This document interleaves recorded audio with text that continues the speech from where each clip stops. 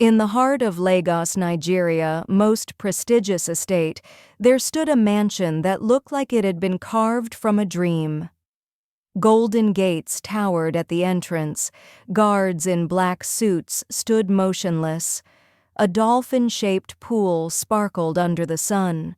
Flowers danced in the breeze, birds flew freely above, as if nature had made peace with the man who lived there. But behind the beauty was something terrifying. His name was Thomas Brown, tall, dark-skinned, polished.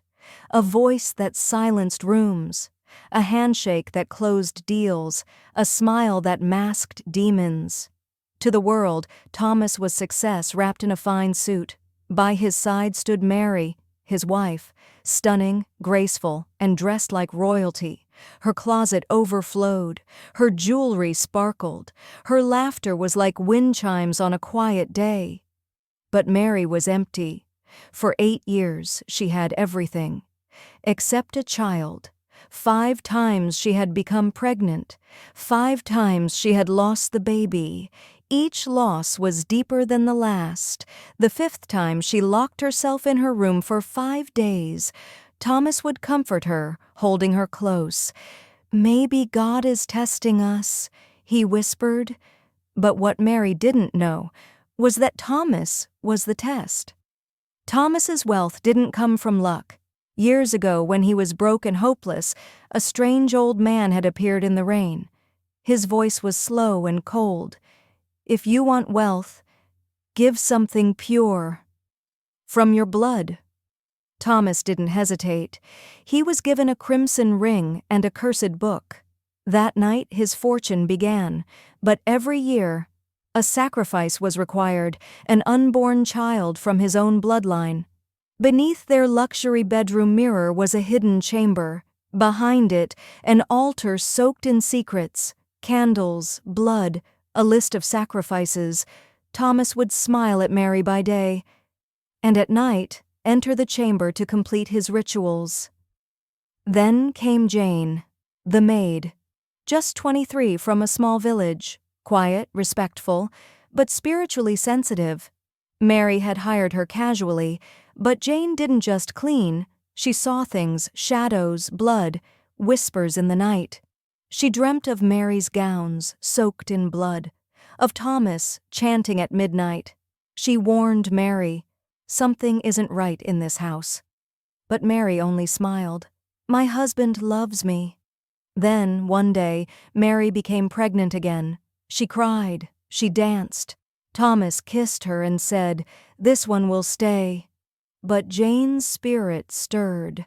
One night she followed Thomas as he walked barefoot toward the mirror.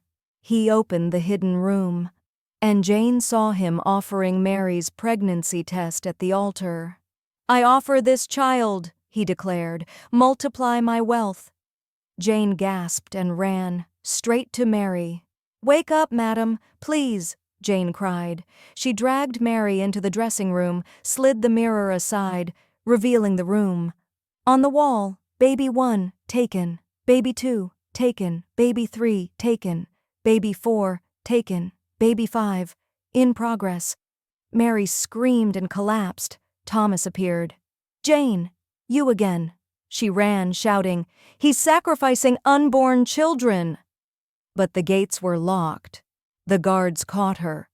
Thomas stabbed her in the heart and buried her under the secret room tiles. From that week, Thomas's empire exploded.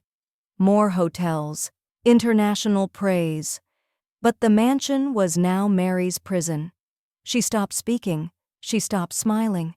Yet every time she passed that mirror, she heard Jane's voice, "Fight back! Don't let him win!" One Sunday they visited church. A visiting prophet stopped mid-sermon. "You," he pointed to Mary, "stand up." "Your womb is not the issue," he declared. "A blood covenant is fighting your joy, and an innocent girl's blood cries from beneath your floor." Mary screamed, "Yes, he did it! I saw the room!" Thomas tried to silence her, but the prophet raised his hand. "Let the earth speak." Back at the mansion, the bedroom mirror shattered, The tiles cracked. Jane's skeleton rose from the floor, still in her maid's uniform. The cursed altar split open. Thomas collapsed in church, convulsing. His charm broken, his demons exposed. Police entered the mansion and uncovered it all. Jane's body, blood ritual documents, hidden charms in his hotel walls. A female officer cried, "How does a man kill his own child for money?" Thomas was arrested. No visitors, no family, only whispers of his name and silence. Mary collapsed and fell into a coma. On the fourth day, the prophet came to her hospital bed.